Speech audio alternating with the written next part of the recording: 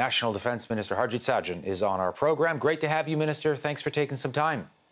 Of course, good to be here. Let me ask you about the operations in terms of Major General Dany Fortin, his main function over the next couple of months. I know it's logistics and delivery, but in layman's terms, what does that mean exactly?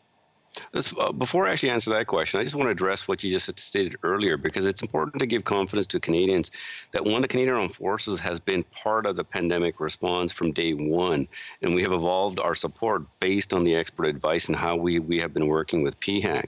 And in fact, we have been working with PHAC from the beginning. We started adding personnel to PHAC to work in specialized roles early on, and what we have done now, because the planning has evolved to a point where we really need to start drilling down. General Fortin now will actually lead a team in PHAC, which will now start developing the logistical plan for the nations in cooperation with the provinces. And this is extremely important. This is going to take a national effort to get this done. But we're putting the right expertise with the people underneath him. Currently, we have 27 military personnel in PHAC, and we will end up adding more as necessary. But the reason, to answer your question, why now, is that we've always been there from the beginning, and we've been adding the appropriate people and resources as needed. And now the plan is actually being developed. It'll be analyzed, stress tested, and we'll start adding more resources as necessary. But on May the 15th, the Trump administration did ask that General Perla head up their logistics operation. Why did we not pick a general at that time? I mean, I know Ontario picked retired General Rick Hillier, and now today at the end of November, we've got Dany Fortin. I can appreciate your analysis on what President Trump has done, but one thing I can assure you, our Canadian Armed Forces have been part of this from the beginning, and we've had Operation Laser, and the Chief of Defense Staff has been leading that from the beginning. And what we did here, the Canadian Armed Forces has been a part of this from day one, and what we did was actually put and embed a team inside PHAC with the appropriate professionals to do this work. So I want to make it very clear here. We had military personnel working alongside all the way through, even with the PPE work that we did for the distribution at the distribution centers, picking up Canadians from around the world to long-term care facilities.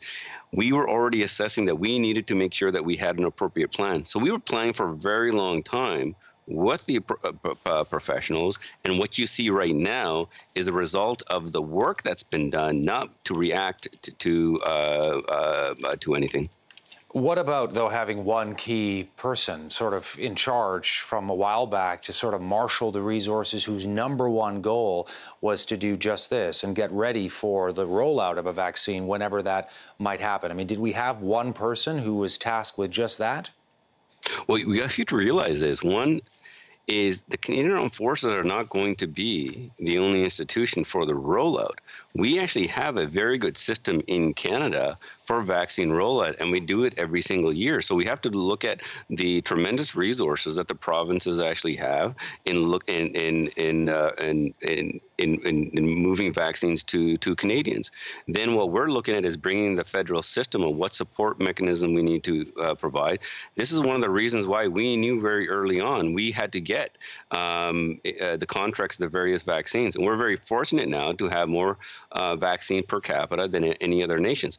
But what we were doing was putting the plan together so that it didn't matter not only when the vaccines arrive, but when they're approved, but we are ready to go for delivery. And that's what we're working towards now. It's because we had the foresight as a government and to work with the provinces on this that we're in this stage now. So we are very fortunate. We had the right experts on this. And now with General Fortin being seconded and embedded within PHAC, that'll give them the planning power. But as I stated, we also have the Canadian Armed Forces, so as resources are needed to fill gaps or any concerns or contingencies, this will allow us to add the resources from the Canadian Armed Forces to making sure that we have the flexibility within our system to respond to Canadians across the country, and especially when it comes to rural areas, Indigenous, and the High North as well. All right, so the General will be embedded with PHAC, Public Health Agency of Canada, and I'm curious, what he will be doing, his #1 job.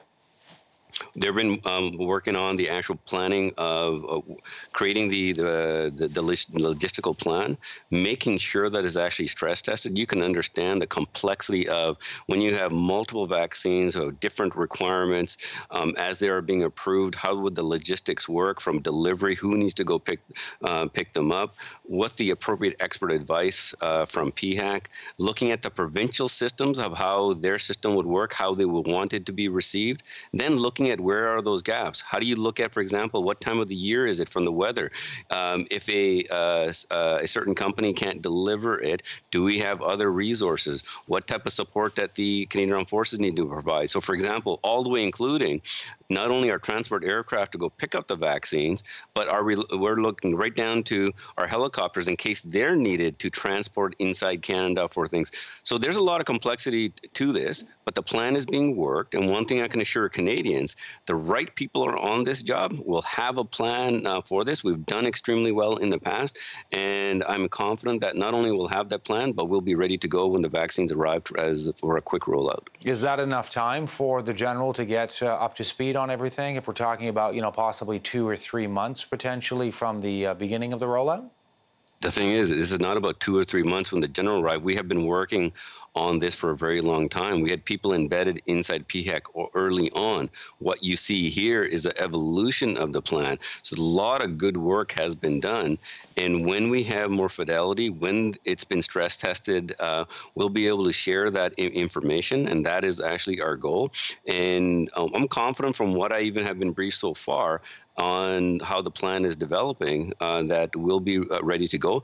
Now, and I'm not trying to underestimate here the complexity of this. It will be complex. We will have to work with the provinces here, making sure that we look at their systems, making sure that their health experts are looking at the type of vaccines that are going to be needed, where are the logistical challenges, but then we stress test that as well.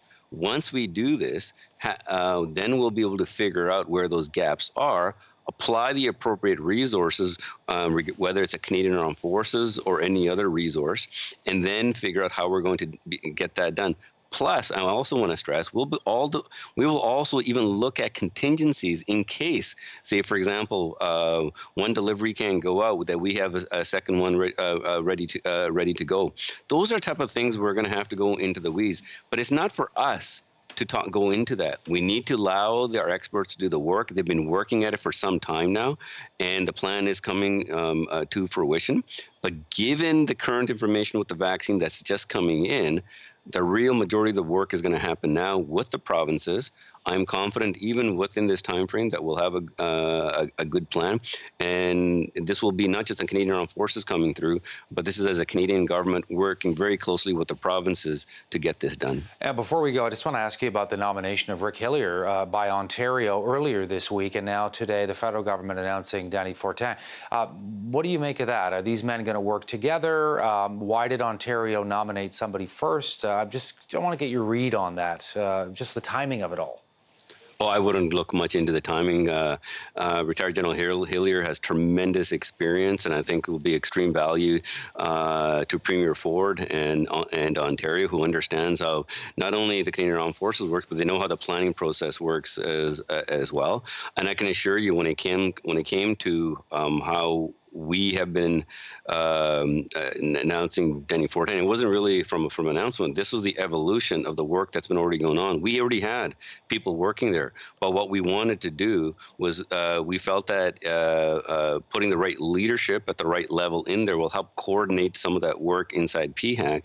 So General Fortin is now seconded to PHAC to do this work. But let's not forget, we have the entire Canadian Armed Forces, and the Chief of Defence Staff is working out how the operations are going to work in terms of how we'll support the vaccine rollout, but at the same time having appropriate forces to deal with any other type of surges that might pop up. We also have to be ready for any other domestic response as well. But one thing I can assure you, we will put every resource necessary for the vaccine rollout from the Canadian Armed Forces as needed. Harjit Sajjan is Canada's Defence Minister, joining us today on the show from Ottawa. Wonderful to have you on the show today, Minister. Thank you again for your time.